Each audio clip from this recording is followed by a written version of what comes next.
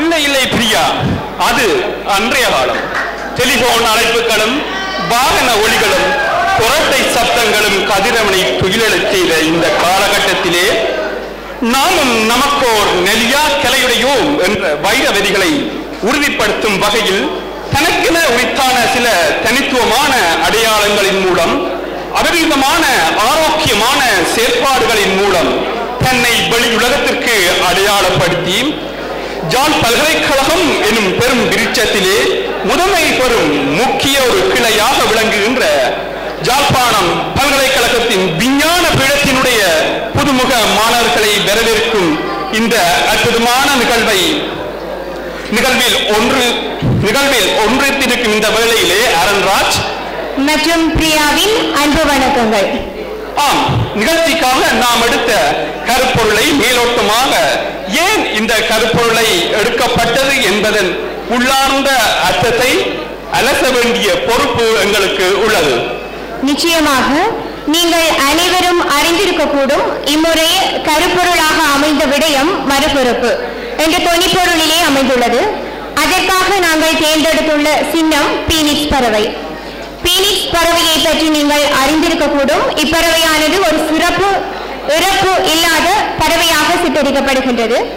அது மட்டுமல்லாது தீமூட்டி கொளுத்தி சாம்பலாக மாற்றினால் கூட அந்த சாம்பலில் இருந்து மீண்டும் உயிர் பெறும் ஒரு உயிரினமாக வர்ணிக்கப்படுகிறது.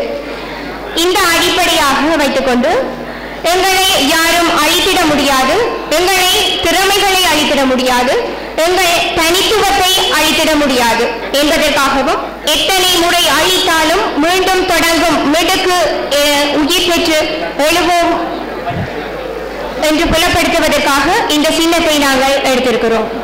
நிகழ்வின் கருப்பொருளை பார்ப்போமானால் மறுபிறப்பு. நிச்சயமாக வரலாறு எழுதிய பக்கங்களை சற்று பின்னோக்கி தட்டி பார்க்கும் போது புலப்படும் உண்மை, பல்வேறு காலகட்டங்களில் முற்றுப்புள்ளி வைக்கப்பட்ட பல நிகழ்வுகளின் கதை மீண்டும் ஆரம்பமாகியுள்ளது. அதைப்போல் பாடசாலை கல்வி எனும் வட்டத்தினுள்ளே சுற்றி திரிந்து சிறகடித்த நீங்கள் பல்வேறு லட்சிய கனவுகளை உயர்தரத்திலே கண்டு நீங்கள் இன்று விரும்பியோ விரும்பாமலோ விஞ்ஞானவிடம் எனும் ஒரு வட்டத்திலே இணைந்துள்ளீர்கள்.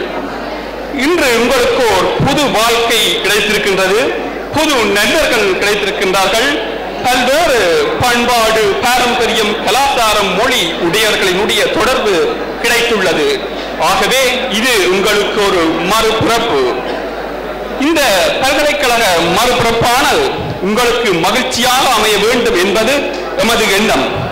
நாங்களும் கூட உங்களைப் போல பல்வேறுபட்ட இந்திய திரைப்படங்களான மின்னலே, காதல் தேசம் போன்ற படங்களை பார்த்து பல்கலைக்கழக வாழ்க்கை இவ்வாறுதான் இருக்கும் என்ற எண்ணத்துடன் வந்தோம்.